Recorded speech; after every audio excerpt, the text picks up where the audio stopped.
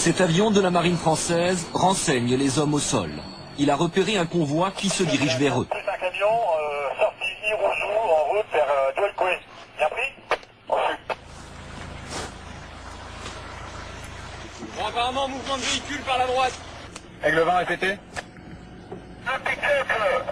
Warning à les mecs qui s'avancent vers nous. Reçu. Sur la piste, en effet, un véhicule avance lentement. Des soldats en armes dépassent du toit et de la portière. Le capitaine ordonne un tir de sommation. Aigle 20, attention aux civils. Vous détruisez avant ou après les civils, mais pas au même niveau. Dégagez là. Sur le côté.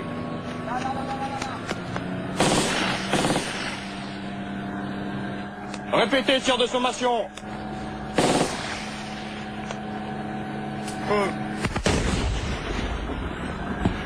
Tu confirmes, véhicule détruit, correct? Ouais, correct, personnel débarqué qui récupère la munition. Reçu, stop, et poursuite de l'observation. L'observation est difficile, on ne voit plus rien. Les rebelles se mettent à riposter. Aigle 20, c'est qui les petits tirs là? C'est toi ou c'est eux là? Négatif, j'ai tiré après 2 tirs de sommation, un OE sur le véhicule civil armé. Vers Echo, tu annonces à moins un véhicule détruit, des éléments débarqués qui ripostent. Au bout de la piste, 2 autres véhicules armés arrivent. Un autre véhicule arrêté. Aigle 20, bilan de l'affaire. Aigle 20, apparemment on a détruit 3 pick-up depuis le début. Reçu, lancez quelques tirs en l'air là.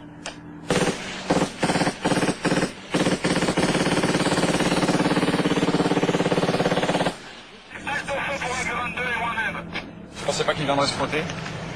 Je pense que là, vous avez détruit quoi? on a détruit 3 véhicules. Il y avait du monde dedans ou ils sont partis avant, je sais pas. Ah, il y avait du monde dedans. Ouais. Non, je pense qu'il y a 4 à 5 morts minimum. Un hélicoptère français est alors envoyé en reconnaissance, fidèle au pouvoir, repasse devant les lignes françaises. Pour l'instant, les Français ont ordre de ne pas quitter leur position.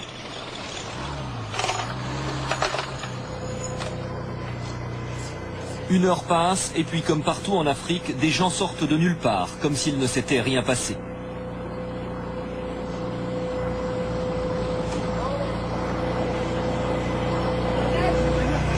C'est bon. Les militaires français vont les interroger sur ce qu'ils ont vu sur la piste. Oui, il y a un mot dedans. Il y a un autre. Nous, on a vu un comme en plus de l'heure, on ne s'est pas arrêté. D'après ce témoin, il y a un mort. Le capitaine reçoit l'ordre d'aller voir. On va affiner le bilan là. On a reçu l'autorisation d'aller sur les zones de destruction pour faire le bilan.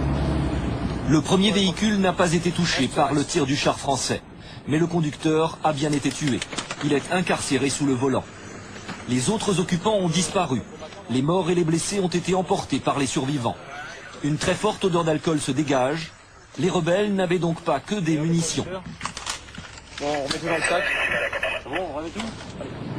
500 mètres plus loin sur la piste, les 2 autres véhicules. Normalement, la zone est maintenant sécurisée. Mais soudain, un coup de feu est tiré dans leur direction.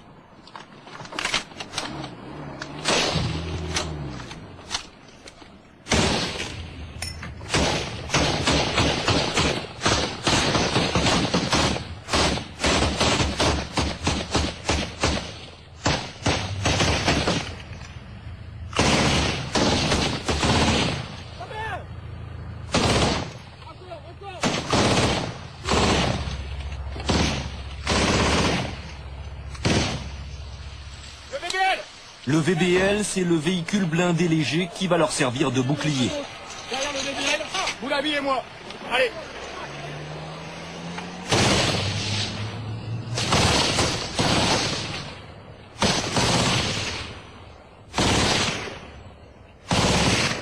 Kransky, Joubert, Rocco.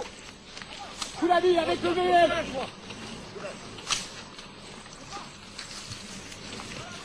Joubert, face là-bas. Coup de sonde de 10-15 mètres. Kransky dépasse, tu fais 30 mètres, tu te mets face à 11 heures. Allez. Je pensais que c'était un blessé qui nous a tiré dessus, mais non, j'ai plus personne. Les Français sont passés là devant. Ouais. Ils sont barrés. Ils sont partis dans cette direction. Allez, on évacue l'épave là. Tu as battu quoi? des rebelles qui sont venus récupérer ce qu'ils avaient récupéré, qui ont été surpris par le fait qu'on vienne et qu'ils nous ont tiré dessus, tout simplement. Allez, prends au ski! Vous l'avez! Monte dans le bébé! Monte dans le bébé! Allez, tire, tire!